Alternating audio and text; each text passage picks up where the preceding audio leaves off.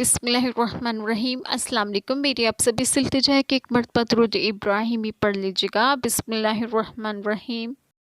اللہم صلی علی محمد وعلی آل محمد کما صلیت علی ابراہیم وعلی آل ابراہیم انک حمید مجید۔ اللہم بارک علی محمد وعلی آل محمد کما بارکت علی ابراہیم وعلی آل ابراہیم انک حمید مجید۔ بسم اللہ الرحمن الرحیم۔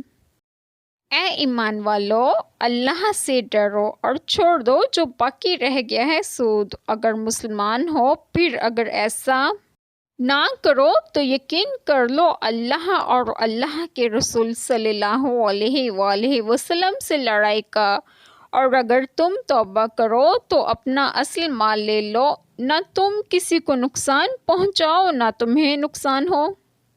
بسم اللہ الرحمن الرحیم۔ آج جو بات میں آپ لوگوں سے ڈسکس کروں گی وہ یہ ہے کہ شان نزول یہ آیت ان اصحاب کے حق میں نازل ہوئی جو سود کی حرمت نازل ہونے سے قبل سودی لین دین کرتے تھے، اور ان کی گراں قدر سودی رقمیں دوسروں کے ذمے باقی تھیں۔ اس میں حکم دیا گیا کہ سود کی حرمت نازل ہونے کے بعد سابق کے مطابق کے مطالبہ بھی واجب الترک ہیں، اور پہلا مقرر کیا ہوا سود بھی اب لینا جائز نہیں۔ کس کی مجال کہ اللہ اور اس کے رسول صلی اللہ علیہ وآلہ وسلم سے لڑائی کا تصور کرے۔